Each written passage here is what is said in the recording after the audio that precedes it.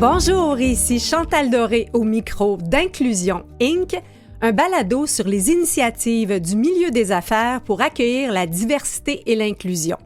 Si vous êtes un fidèle auditeur de Canal M, vous savez bien sûr que nous sommes la voix de l'inclusion.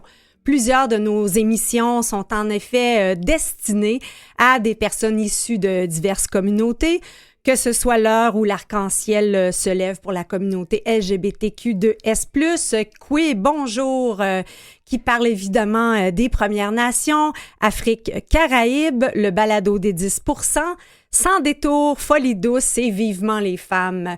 Ce ne sont que quelques exemples de nos émissions qui font la promotion de la diversité et de l'inclusion. Toutefois, si Canal M est la voix de l'inclusion, encore faut-il qu'on l'entende partout, cette voix. Inclusion Inc. veut tendre le micro à des entreprises qui ont des stratégies pour inclure plus d'employés issus de la diversité, créer des conditions d'accueil qui favorisent leur épanouissement et facilitent leur accès à des promotions. Vous avez compris, bien sûr, que Inclusion Inc. commence comme ça finit par le mot Inc. Inc. pour inclusion et Inc. pour incorporer, le diminutif, bien sûr, qui réfère au milieu des affaires. Depuis quelques années, on voit de plus en plus d'entreprises qui élaborent des stratégies, des programmes et des politiques pour favoriser l'équité, la diversité et l'inclusion. On voit d'ailleurs ces initiatives racontées dans leur rapport annuel. On voit même de plus en plus d'entreprises qui publient des rapports distincts, donc des rapports en responsabilité sociale d'entreprise, basés notamment sur les critères ESG qui sont environnemental, social et gouvernance. Alors, on va prendre le temps dans cette toute nouvelle série de balados, d'épisodes d'Inclusion Inc., d'expliquer ce que sont tous ces concepts, donc de équité, diversité, inclusion. Quels sont les concepts, les critères, en fait, sur lesquels s'établissent les rapports annuels de responsabilité d'entreprise, de ESG. On va le faire notamment en recevant des responsables de cette initiative parce que oui, il y a de plus en plus de grandes organisations qui vont plus loin en créant des postes dédiés à l'EDI, donc des responsables équité, diversité, inclusion. Nous entendrons aussi des plus petites entreprises, des PME qui font preuve d'accueil, d'écoute, de bienveillance, d'originalité en mettant en place différentes initiatives. Donc, non pas des programmes structurés, mais des idées qui peuvent inspirer tout entrepreneur qui pourrait être à l'écoute. Pour ce premier épisode de Inclusion Inc., je reçois Hélène Drainville, chef équité, diversité, inclusion, afin de discuter des initiatives déployées chez Métro.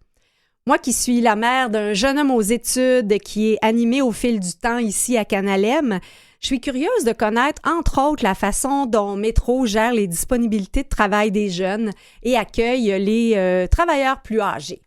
Il y a tout plein d'autres initiatives que Métro met de l'avant, notamment pour faciliter l'accès des femmes aux postes de direction. Il y a des initiatives aussi reliées autour de l'autisme, de la déficience intellectuelle.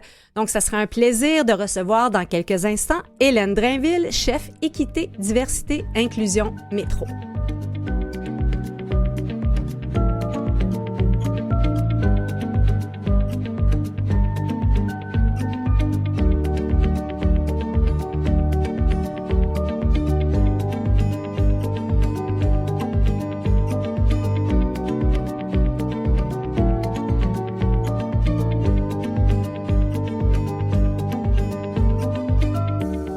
Métro, entreprise cotée en bourse, déploie de nombreuses initiatives et programmes pour offrir un milieu de travail axé sur les relations positives, promouvoir un cadre de travail éthique et l'égalité des chances dans l'accès à l'emploi et aux promotions, ou encore pour favoriser l'intégration des nouveaux arrivants, des personnes avec une déficience intellectuelle aussi. Métro a notamment misé sur l'accès des femmes à des postes de direction, qui est vraiment une des initiatives là, qui a pris de l'ampleur. Et je reçois donc aujourd'hui la chef équité, diversité, inclusion de Métro, Hélène Drainville. Bonjour Hélène. Bonjour Chantal, merci de l'invitation. Merci d'avoir accepté de te lancer avec nous dans cette nouvelle série de balados qui est Inclusion Inc. Ben, c'est une belle première expérience pour moi de balado. Fait que ça me fait plaisir de participer à cette première épisode. Merci. Mais en fait, si je comprends bien, tu es un petit peu habituée d'être dans un rôle de pionnière parce que c'est quand même un poste qui est relativement nouveau. Effectivement, c'est un poste qui a été créé chez Métro il y a 3 ans. Métro a déjà depuis plusieurs années là, développé différentes initiatives en équité, diversité, inclusion. Mais le besoin se faisait de plus en plus sentir d'avoir une personne dédiée, notamment avec les événements de George Floyd qui sont arrivés aux États-Unis que l'on se rappelle tous. Ouais. Alors, suite à toute cette demande-là et l'engouement était présent, donc Métro a choisi de dédier une personne pour chapeauter les initiatives en équité, diversité, inclusion. Alors, j'ai été la chanceuse qui a occupé pour la première fois ce nouveau rôle-là chez Métro. Puis là, on parle des événements un peu des États-Unis et autres, mais de quelle manière ça a impacté Métro? Il y a eu beaucoup de regards qui ont été posés dans les médias sur qu'est-ce qui se passe en diversité, en inclusion, un peu partout, dont dans les entreprises. Et Métro avait des bonnes pratiques déjà sur place, mais le désir était là de se re-questionner sur est-ce qu'on fait toujours les bonnes choses? Le monde évolue. Est-ce qu'on évolue aussi pour suivre les tendances puis être au-devant de ce qui est demandé par nos employés, puis s'assurer qu'on est qu'on est en mesure, en fait, d'offrir un milieu qui répond aux besoins de nos employés, toujours dans un but aussi de satisfaire notre clientèle. On est là aussi pour, surtout pour desservir notre clientèle au niveau pharma, au niveau alimentaire. Fait que c'est 2 domaines très importants au niveau du service à la clientèle. Fait que il y a eu un impact vraiment de s'assurer là, qu'on était vraiment présent et à la bonne place au niveau de l'EDI. Bien, c'est sûr que si on se rappelle les événements, ça a particulièrement touché des sensibilités au niveau de la communauté noire. Donc, est-ce que c'était des enjeux qui avaient déjà été, tu sais, outre la réflexion plus générale que vous aviez déjà vécue chez Métro, un peu de l'intégration de différentes communautés culturelles, que ce soit chez les employés ou des incidents par rapport au service à la clientèle? C'était pas une problématique en particulier. Mm-hmm. Par contre, on mieux vaut prévenir que guérir. Oui. Puis ce qu'on voulait, c'est vraiment justement être de l'avant puis s'assurer que ce qu'on met sur pied répond aux besoins. Puis c'est sûr qu'il y avait une demande de nos employés qui font partie des minorités visibles de voir qu'est-ce que Métro fait vraiment pour favoriser l'inclusion, s'assurer qu'il n'y a pas de discrimination. Fait que c'est sûr qu'on avait un mouvement de masse de la part de nos groupes minoritaires, mais surtout de la part des employés qui appartiennent à la minorité visible pour s'assurer justement qu'on offre un milieu qui leur convient. Et là, Hélène, nous sommes à la radio, mais je suis obligée de dire que si on était à la télévision, et en fait, on l'est un petit peu parce qu'on a notre chaîne YouTube, il y a peut-être des gens qui pourraient se dire comment ça se fait que pour une initiative, vous me voyez venir avec la question, pourquoi c'est une personne blanche là, qui est dans un poste comme ça? Mais j'imagine qu'on voulait couvrir différentes minorités et pas... ça doit être complexe d'arriver à faire ce choix-là, qui est la bonne personne pour incarner ce rôle. Oui, effectivement, c'est une réflexion qui a certainement pas nécessairement dû être facile, puis c'est une question que je me fais souvent poser aussi, en fait, que je me faisais beaucoup poser au début. C'est sûr que les groupes minoritaires ont présentement, puis quand le poste a été créé, c'était beaucoup au niveau des minorités visibles, les personnes handicapées, qui sont aussi des groupes très défavorisés. Mais le monde alimentaire, c'est un monde qui a été traditionnellement très masculin. Et depuis, je dirais, une dizaine d'années, là, Métro fait beaucoup d'efforts pour favoriser la place des femmes dans l'alimentaire. Et malgré les efforts qu'on fait, on évolue beaucoup. On n'est pas encore rendu à la parité. C'est notre souhait éventuellement. Mais le fait d'être une femme dans ce rôle-là répond en fait à la réalité des groupes minoritaires chez Métro dans notre environnement actuellement. Là. Qui est un angle que vous vouliez en fait accentuer davantage. Quand on parle de parité, est-ce qu'on parle en général ou plus dans les postes de gestion? Dans les postes de gestion, parce qu'au niveau des employés qui n'ont pas de poste de gestion, on est déjà à la parité. Mhm. Donc, c'est vraiment plus on augmente dans les niveaux de gestion, puis comme plusieurs entreprises, là, on constate qu'il y a moins de femmes dans les niveaux plus élevés. Oui. Puis, donc, qu'est-ce que vous avez fait exactement? Là, là, je comprends que ça a été un angle particulier qui a été élaboré. Qu'est-ce que Métro a fait pour développer cette égalité des chances? Ou peut-être même, j'aurais même envie de dire, donner envie aux femmes, parce qu'il y a toutes sortes aussi d'obstacles. On a une émission ici qui s'appelle « Vivement les femmes » où on reçoit différentes femmes qui parlent de leurs enjeux, de leurs histoires, mais il y a aussi parfois la difficulté des femmes d'oser postuler à des postes de direction, mais aussi tout ce qui est charge mentale avec leur vie, leur équilibre travail-famille qui fait que c'est moins évident pour elles là, de se lancer dans l'aventure d'un poste avec responsabilité. Comment vous avez tenu compte de cette réalité-là pour élaborer vos initiatives? Oui, bien, la première initiative marquée de Métro pour favoriser les femmes là, à tous les niveaux de gestion, ça a été de créer un groupe de ressources pour les employés.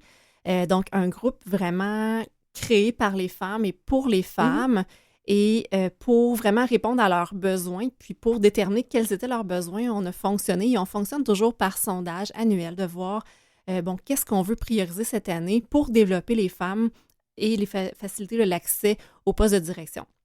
Donc, par exemple, on peut avoir des conférences sur la prise de parole en public, la gestion du temps, comment faire des présentations d'impact. Donc, on a différents sujets selon les besoins qui sont identifiés, qui sont vraiment destinés aux femmes. Cette année, on a intégré aussi les hommes dans notre groupe de ressources pour qu'ils puissent agir vraiment en titre d'alliés. Exactement. Puis ça vient vraiment donner du poids aussi aux initiatives qu'on fait pour les femmes. Fait que ça, c'est une première initiative qui est en place depuis bientôt 10 ans et qui est vraiment appréciée par tout le monde chez Métro, qui fait vraiment une différence là, au final. On a également le plan de responsabilité d'entreprise chez Métro dans lequel on a intégré des initiatives pour les femmes.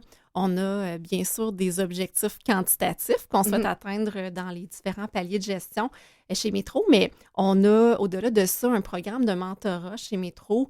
Puis on s'est donné l'objectif que dans notre programme de mentorat, on ait au moins 50% de nos inscriptions qui soient constituées de femmes ou de personnes issues de groupes minoritaires. Donc, on veut vraiment favoriser le développement des femmes, entre autres, via notre programme de mentorat qui est structuré, qui a fait ses preuves. Fait qu'on veut leur faire une place. Puis c'est une bonne façon, justement, de développer le leadership, développer les aptitudes de gestion pour leur permettre éventuellement d'accéder à des postes de niveau plus élevé que celui qu'elles occupent. Une autre initiative qu'on a prise aussi dans notre processus de recrutement pour les postes de direction et plus, donc c'est-à-dire directeurs principaux et vice-présidents, pour chacun des processus en fait de sélection qu'on fait, on demande à ce qu'une femme soit inclue dans le bassin de candidats final pour l'entrevue finale en fait. Et oui, ça a des impacts des fois sur notre délai de recrutement, mais ça a aussi et surtout un impact sur notre capacité d'embaucher des femmes dans les postes de direction. Et cette initiative-là se démarque vraiment par le taux de succès. Dans le sens qu'il y a plus de femmes qui sont embauchées à des postes de direction qu'avant? Oui, exactement. Parce que ça demande un effort. C'est sûr que c'est pas toujours facile d'aller chercher des femmes qui ont un profil spécifique au poste qu'on recherche. Je pense entre autres aux postes en informatique qui sont traditionnellement très masculins.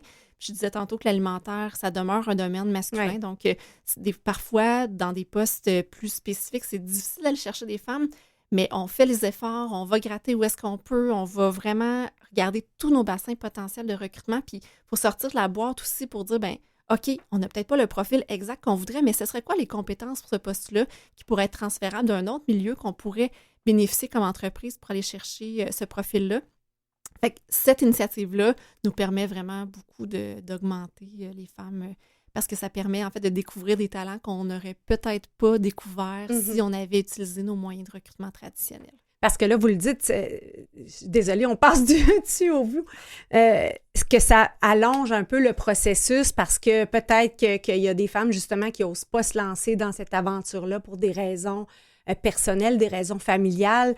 Parfois aussi ce fameux syndrome d'imposteur qui affecte plus souvent, en tout cas, on pourrait dire les femmes que les hommes. C'est peut-être quelque chose que vous avez constaté chez Métro dans le processus aussi. Ben oui, effectivement. Puis, tu sais, on veut justement essayer d'éliminer ça. Puis, on a mis des politiques en place. Je pense, entre autres, à notre politique de télétravail qui permet justement de faciliter la conciliation travail-vie personnelle, qui est souvent un enjeu plus féminin. Donc, on essaie justement de faciliter nos politiques, en fait, de faire en sorte que nos politiques soient facilitantes et aidantes aussi pour notre population féminine. Là. Puis, de l'intérieur, les personnes, justement, qui peut-être ne seraient pas identifiées en tant que relève, comment vous procédez là, pour peut-être identifier des talents cachés, peut-être des gens qui ne se destinaient pas nécessairement à être gestionnaires, mais qui tout à coup, avec un bon encadrement, pourraient aspirer à...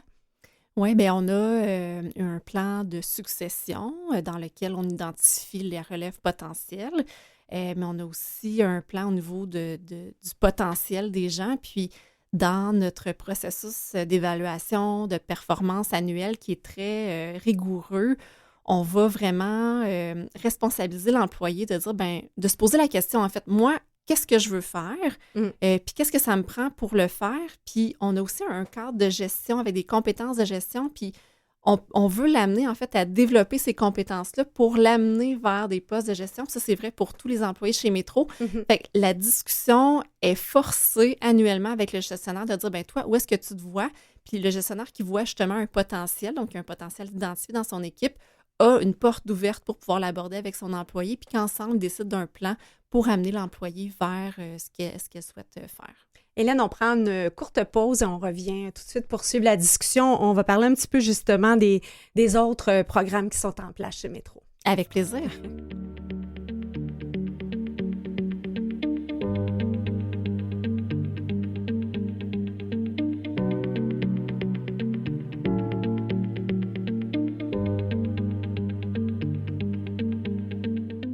Ici Chantal Doré, de retour à Inclusion Inc. C'est notre tout premier épisode et on reçoit Hélène Drainville, chef équité, diversité, inclusion chez Métro. Hélène, on a parlé beaucoup de l'accès des femmes à des postes de direction. Maintenant, quelles initiatives, mettons, concrètes d'ajustement que Métro fait pour accueillir, par exemple, des nouveaux arrivants, des personnes handicapées en situation de déficience ou d'autres, peut-être, communautés là, qui ont besoin peut-être d'égalité des chances ou encore d'adaptation? Oui, bien, on a plein de belles initiatives, de beaux succès là, à l'interne. Je vous en partage quelques-uns. On travaille avec l'organisme Prêt disponible et capable, qui est un organisme qui favorise l'intégration des personnes sous le spectre de l'autisme en emploi. Alors, cet organisme-là nous a mis en contact avec plusieurs employés potentiels pour notre centre de distribution qui s'occupe des commandes en ligne. Donc, on avait un nouveau centre qui a ouvert il y a quelques années avec un grand besoin de main-d'œuvre. Puis, on trouvait que c'était une belle porte d'entrée avec un nouveau centre pour intégrer un groupe qui est historiquement plus défavorisé, puis pour lequel il peut y avoir des enjeux d'intégration. Donc, nous, on était sans mauvaise habitude. Alors, on s'est lancé avec ce projet-là. Et donc, on a intégré là, plus d'une dizaine de personnes autistes dans notre centre de distribution. Et on a eu de l'aide là, vraiment pour débuter la formation avec l'organisme. Donc, ils sont venus avec nous. On a formé les gestionnaires sur comment traiter avec cette clientèle-là, quels sont leurs besoins. Des fois, c'est plus difficile pour eux de se déplacer en dehors des heures traditionnelles de travail. Donc, ça prend en plus un horaire stable. Fait qu'on a vraiment organisé le milieu de travail pour que ce soit viable pour eux. Et c'est vraiment un succès, ça fonctionne bien. Plusieurs sont encore en poste actuellement, puis on recrute encore de ce groupe-là au sein de notre centre de distribution. On a également un partenariat avec une école qui forme des personnes qui ont une déficience intellectuelle. Et donc, ces personnes-là ont des stages à faire en emploi lors de leur dernière année scolaire. Alors, on les accueille dans nos pharmacies, dans nos épiceries pour leur faire vivre une première expérience de travail. Bien sûr, ça demande un peu plus de temps pour les encadrer au début, mais c'est sûr que c'est une expérience super positive, enrichissante. Puis après, ça leur fait une belle expérience sur leur CV. Puis quand ça va bien aussi, on peut les garder à notre emploi. Fait que ça fait vraiment... c'est vraiment plein d'histoires à succès aussi avec ce partenariat-là qu'on a avec l'école. Donc, c'est ça, ce sont deux belles initiatives qui me viennent en tête qui sont à succès. On parlait aussi des nouveaux arrivants. On a commencé à faire du recrutement international dans les dernières années, les derniers mois surtout. À cause de la pénurie de main-d'œuvre aussi. Oui, exactement. On a plusieurs postes en centre de distribution. On a des gros centres de distribution.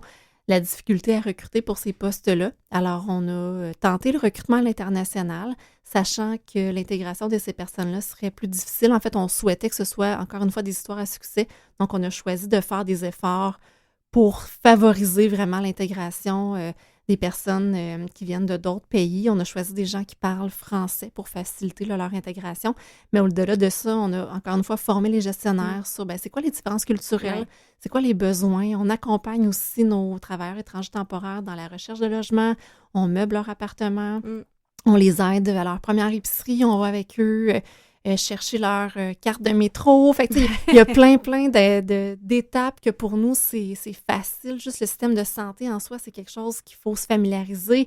Quand on arrive au Québec, c'est pas nécessairement quelque chose. Vous êtes vraiment un partenaire d'accueil. Oui. Mais je sais que Métro aussi, vous avez fait l'acquisition il y a quelques années d'entreprises qui sont bien présentes dans des communautés culturelles, par exemple Adonis, Phénicia. Donc, on baigne beaucoup dans une communauté différente. Est-ce que ça a été aussi des ajustements? C'est sûr que l'intégration des entreprises qui avaient une culture différente comme Phénicia puis Adonis, ça a été effectivement là, une adaptation de part et d'autre.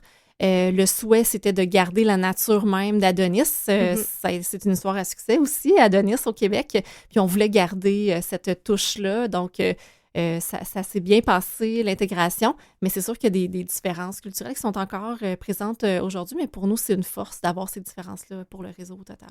Oui, parce qu'on fait ce type d'initiative-là aussi, parce en tout cas, c'est ce qu'on dit dans nos rapports annuels, hein, qu'on veut profiter de cette différence-là, mais comment on fait, entre autres, avec les gestionnaires qui parfois peuvent être challengés par tout ça? Comment on peut les soutenir? Parce qu'ultimement, au quotidien, c'est les gestionnaires qui font vivre la politique.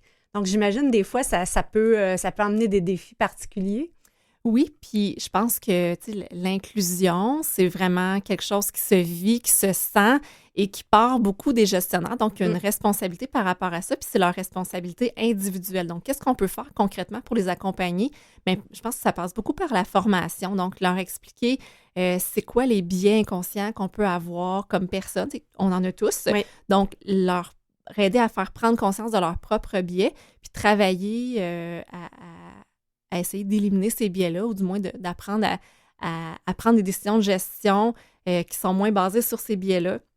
Ça passe aussi par la formation sur les microagressions. Qu'est-ce que je fais, moi, quand dans mon équipe, je sens qu'il y a des mini-conflits, des microagressions entre les personnes, comment j'interviens, de quelle façon j'interviens, est-ce que j'interviens, à quel moment? Fait qu'il y a beaucoup de situations comme ça auxquelles ils sont confrontés quotidiennement, puis de les soutenir, de leur donner des outils, je pense que ça peut vraiment faire une différence sur eux pour leur travail, puis aussi dans l'environnement de travail, pour avoir un environnement positif. Ouais. Peut-être un dernier aspect, on parlait d'école tout à l'heure. Je disais que j'ai un jeune de 20 ans. On parle de pénurie de main-d'œuvre, mais on parle aussi d'un enjeu de société. Les jeunes sont invités à travailler davantage, mais il y a tout le respect aussi des horaires de travail. Comment vous tenez compte de cette responsabilité-là chez Métro? Oui, bien, c'est une bonne question. Métro a signé la charte de la persévérance scolaire, qui est une initiative provinciale.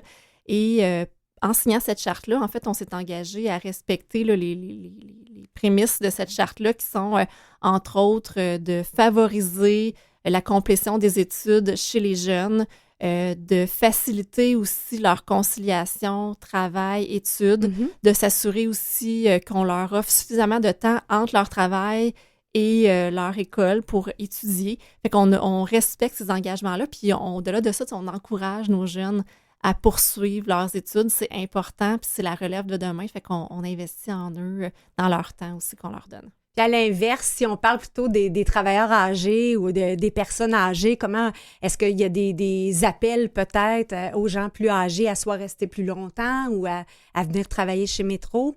c'est un bassin de personnel qui est disponible, qui est engagé, qui a beaucoup de volonté. Fait que, évidemment, on favorise la rétention de nos employés qui sont en poste soit depuis longtemps ou qui ont atteint un certain âge de la retraite, qui pourraient bénéficier de la retraite, mais qui ont encore l'intérêt de contribuer à l'entreprise. Effectivement, là, ils sont les bienvenus et on est bien content de les avoir parmi nous. Je ne sais pas si vous connaissez cette initiative-là de la chaîne néerlandaise Jumbo qui a fait des caisses lentes. J'ai lu ça dernièrement.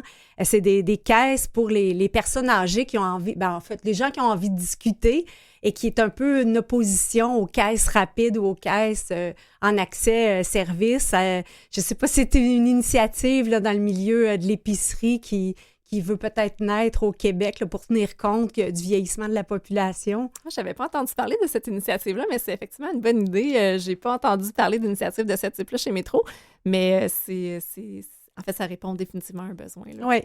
Ben c'est le genre d'initiative probablement qu'on verra poindre un peu partout dans le futur, justement avec le vieillissement de la population. Sur ce, Hélène Drainville, chef diversité, inclusion et équité. On n'a pas eu le temps de parler du volet équité. Il y aurait autre chose encore à discuter. Merci d'avoir été avec nous pour ce premier épisode d'Inclusion Inc.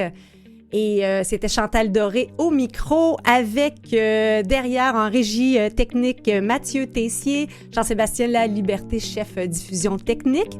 Et on se retrouve pour un prochain épisode de Inclusion Inc. très prochainement.